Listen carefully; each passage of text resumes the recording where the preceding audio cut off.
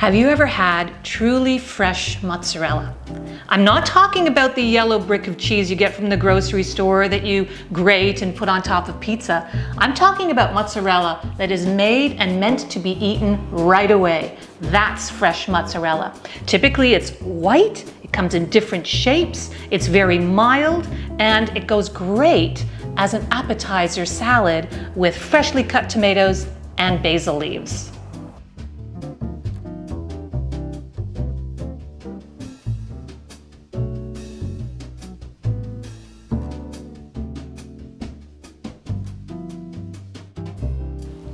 Traditionally, fresh mozzarella is made using buffalo milk, so it's called mozzarella di bufala. But I don't have easy access to buffalo milk where I live in Ontario, Canada. So we're going to be making this recipe using cow's milk, bought from the grocery store.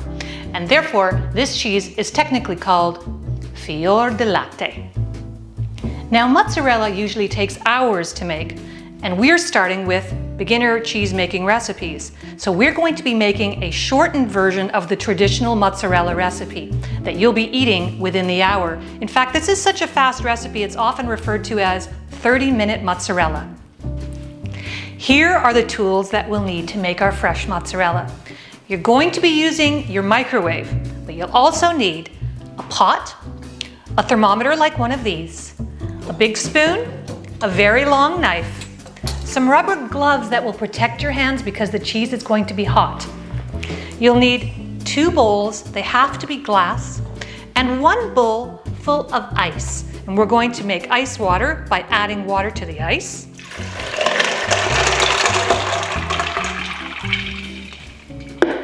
And we're going to leave that for later. Lastly, if you happen to have a handheld strainer like this one, you can use that too. And here are the ingredients that we're going to use. 2 gallons or 8 liters of 3% homogenized or whole cow's milk, citric acid, which you can buy from your local grocery store or bulk food store, some salt. I love to use kosher salt, but you can use table salt or even a specialty cheese salt. And last and most importantly, you're going to need rennet. So what exactly is rennet? Rennet is a critical ingredient for making cheese. It is the agent that converts your liquid milk to a gel-like state. You can get rennet in pill form or liquid form. You'll probably have to order it online like I do. You can't easily go to a grocery store and buy rennet. If you find rennet in a grocery store, it's probably junket rennet, which is not suitable for cheese making. For our quantity of milk, we're going to be using half of a tablet of rennet. If you're using liquid rennet, you can use 2.5 milliliters or a half a teaspoon. But either way, you have to dissolve it in a half a cup of non-chlorinated water. While our rennet is dissolving, we're going to add 3 teaspoons of citric acid to our big pot. And to that, we're going to add 2 cups of non-chlorinated water.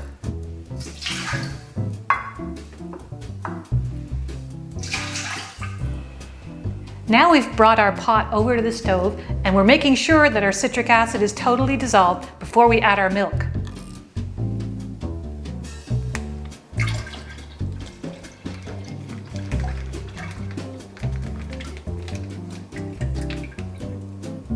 And once all the milk is in, give it a good stir.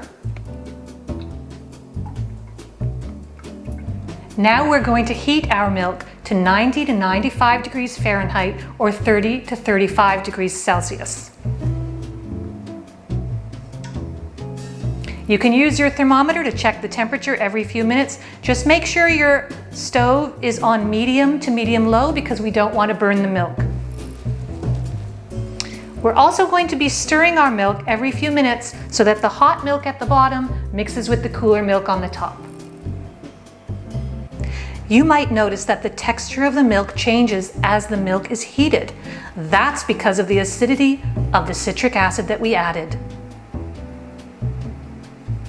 While we're waiting for our milk to heat up, give your rennet solution a stir to make sure that it's totally dissolved.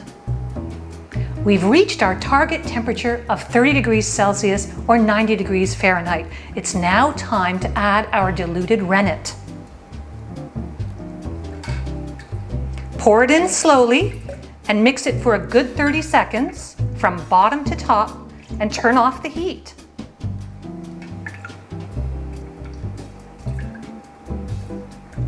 After 30 seconds, still the milk.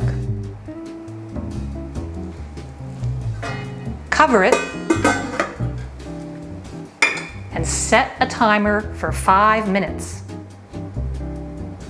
Leave the milk undisturbed. The 5 minutes is now up and we're going to take a look at our milk. This step is really important. You want to check for what's called a clean break, and this is how you do it.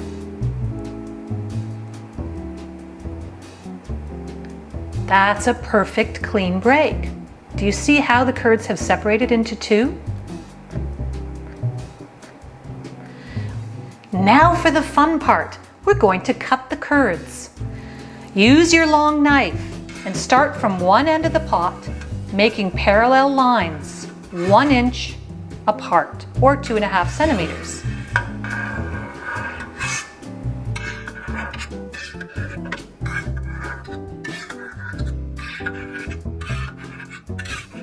Then position your knife at 90 degrees and cut parallel lines again, 1 inch apart, or 2.5 centimeters.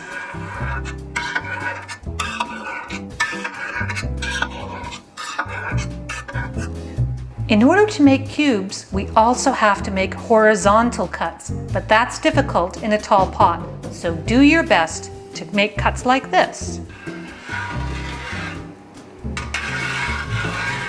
Going deeper and deeper until you hit the bottom of the pot. And do the other side.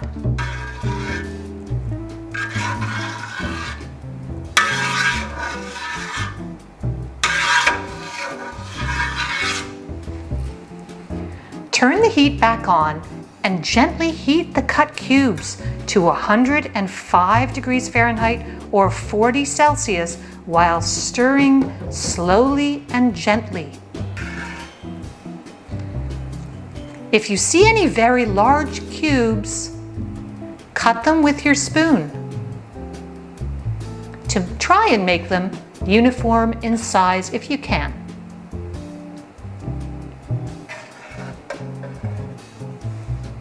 When you've reached the target temperature, turn off the heat and continue to stir for 4 or 5 minutes.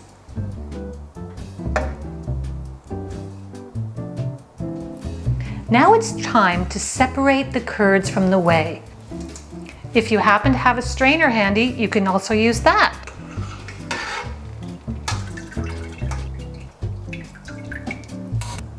Now we're going to take our curds and put it in the microwave for 1 minute on high. While we're waiting for the microwave to finish its 1 minute timer, you're going to put on your rubber gloves and get ready your 2 teaspoons of salt.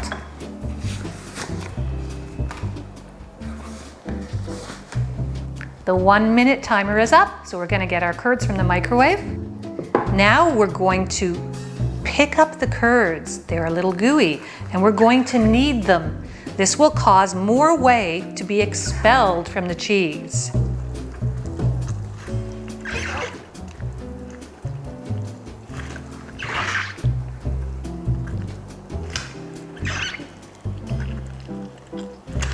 It's very soft.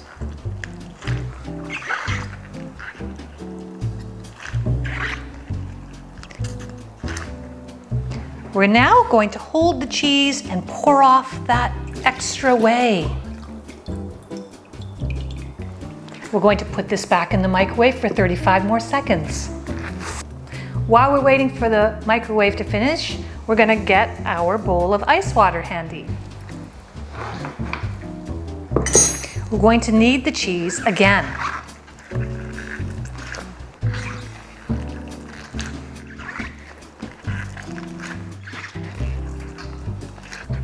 Strain off any extra whey one last time.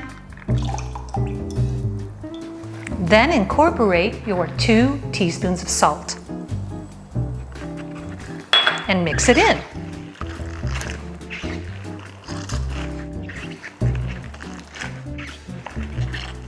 Once the salt is mixed in, it's time to make the mozzarella balls.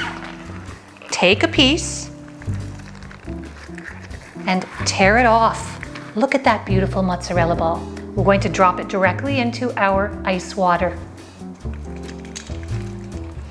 You can make large balls or small ones. I like the large ones. And shape them nicely.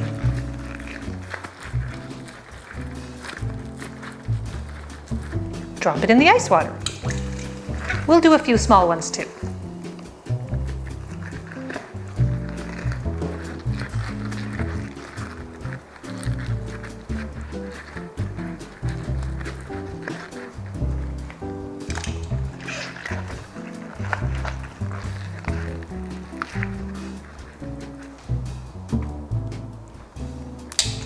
I can't wait. I always have to taste it when it's warm. So let's pull out one of the balls and cut a piece. Oh.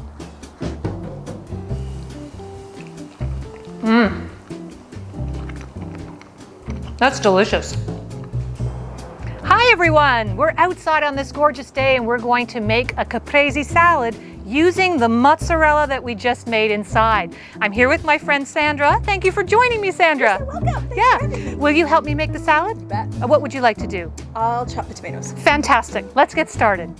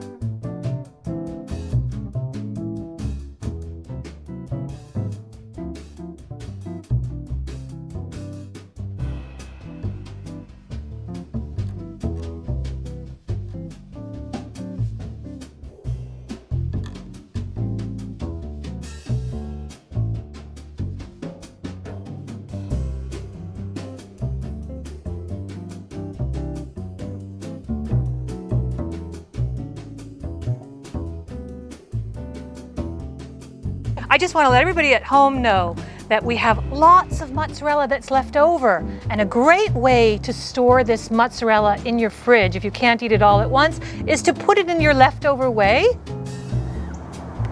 cover it with saran wrap and refrigerate it. It's best to eat it within the next day or two. Okay. Okay, Great. let's have lunch. That's wonderful. Great. Homegrown tomatoes too. Yes. Bon appetit. Bon appetit.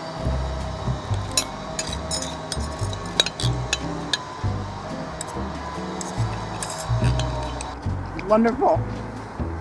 Delicious. Thanks for joining me for lunch, Sandra. You're welcome. Thanks for having me. And thank you for joining us as well. Make sure you like this video and subscribe so you can see more videos in the future. Thanks for joining us. Bye-bye.